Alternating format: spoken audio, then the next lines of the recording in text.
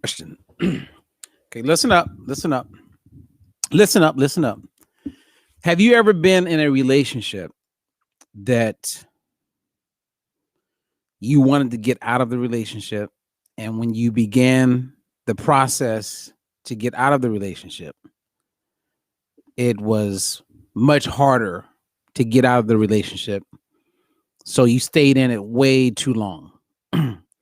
If that's you, if you can relate to that, or if you know someone like that, then like, comment, share. I want to hear about it. And the reason why I'm opening up and sharing this information with you is because in order to break up with the scale, you must really come to a place of completion. And that means clarity. That is not helpful for you to stay in a relationship with the scale. However, with the work that we do when it comes to losing weight and being healthy, you do want to measure. So it's nice to know what your weight is, because in knowing what your weight is, you can then look at your body composition, like how much of your weight is fat, how much of your weight is mass. And depending on how your body fat percentage is measuring out when you track it each and every week or once a month or how often you do it, then you can make change, right? So it's like measure, track, and if it's working, everything's going in a direction that you want, then you stay with it. But when it's not, then you change, right? So measure, track, change. And this is all part of the whole philosophy and science behind, verifying what you do, validating it, and then being able to duplicate it in various places, right? So that's what makes Diet Free Life as a method evidence based and clinically proven, because we have all those things in place. However, my goal is to help you break up with the scale so you can make up with the scale, because it's not something that we want to totally avoid, but we do want to get out of the negative relationship with the scale. So let me give you an example. Okay. And tell me if you can 100% relate to this. A woman's in an abusive relationship. She's not happy and she puts up with a lot. It could be mental abuse, it could be physical abuse. It's just not a healthy relationship. And then she gets to this place where everything lines up where she can get away. Her best friend says, "Look, come stay with me. Bring the kids. Let's help you get back on your feet." So she leaves the relationship. He can't find her. He's looking for her. And eventually he gives up. And 6 months goes by.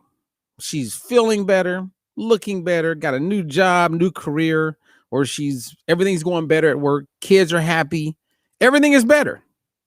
And she has not seen this person in 6 months, a year, but her life is so much better.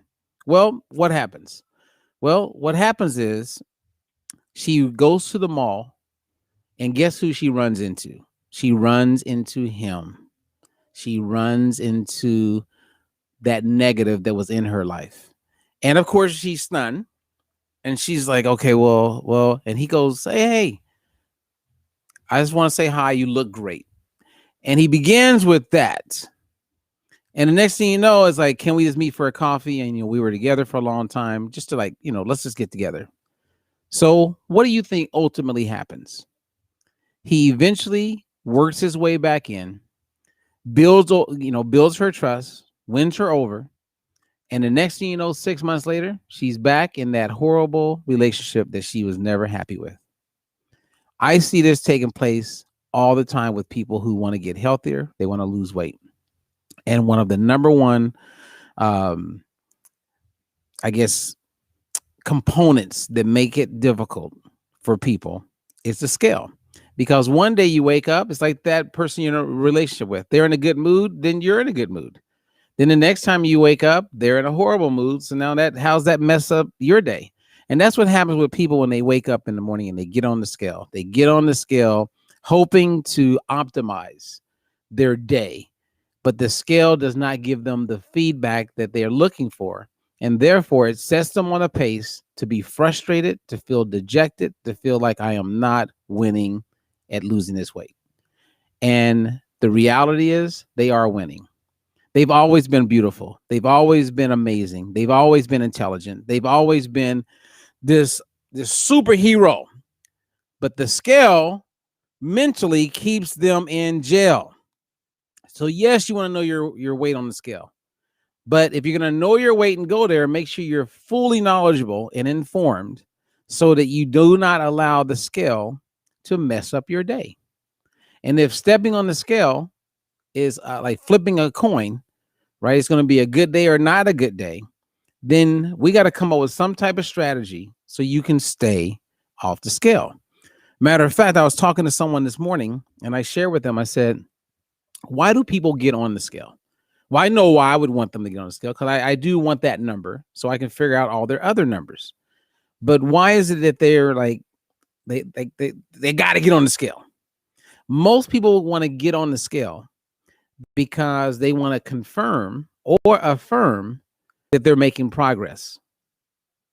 Because why else? Like, I'm doing the Killer Body Challenge right now, and I have some personal goals, and I'm not getting on the scale, and I'm not checking my body fat. I don't need to. It's only day 3 as I share this information. Now I will be, and it'll be on day 21 for me. And for people who feel they need to see some type of results or whatever, okay, do it weekly. But why am I not getting on the scale or doing my body composition for 21 days? Well, I know that the body changes a lot when you pick up the pace and you're going after something. I also know that I don't want any discouragement and negatives, because I'm human also. I grew up going to the doctor and them weighing me and checking my height and giving me feedback. It's always been that way. So I get that. So I'm not going to set myself up for that type of negativity. And if I were you and you're working with a coach, like I have clients, don't check your weight until the day you're going to talk to your coach, because then you have someone who's there to help bring clarity to it and come from the perspective of evaluation and not judgment, because you will judge yourself and you will beat yourself up, even though you know you're doing everything right.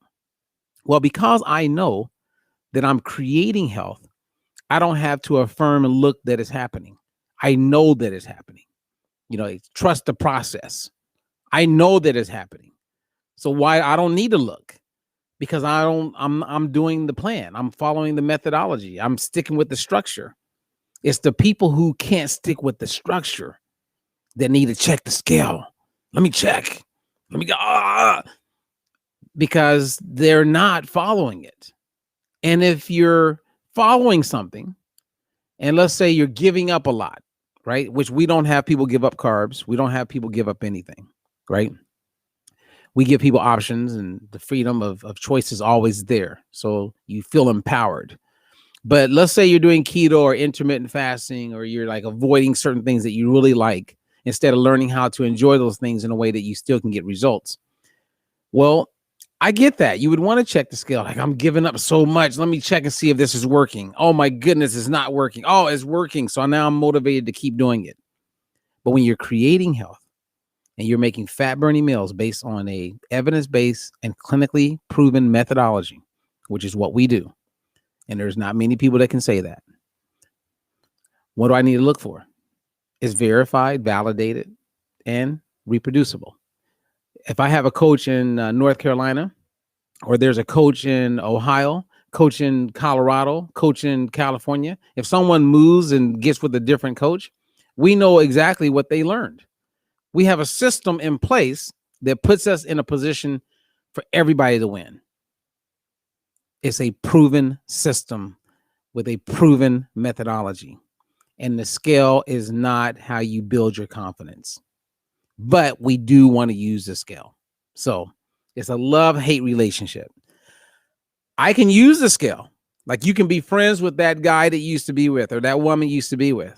I can say hi and be cordial, but I don't need to be in a relationship where they can impact how I take on the day. It's getting good, people. It's getting good. So anyway, I hope that was helpful for you. That was number 5. Now there's 8 of these. So go back and check them out, right? You know, you got number 1, 2, 3, 4. This is number 5. And I hope I shared some nuggets that will help you Break up so you can make up and have a healthy relationship with the scale. I'm Robert Ferguson, America's fat loss coach, and I want to say thank you for giving me this chance to share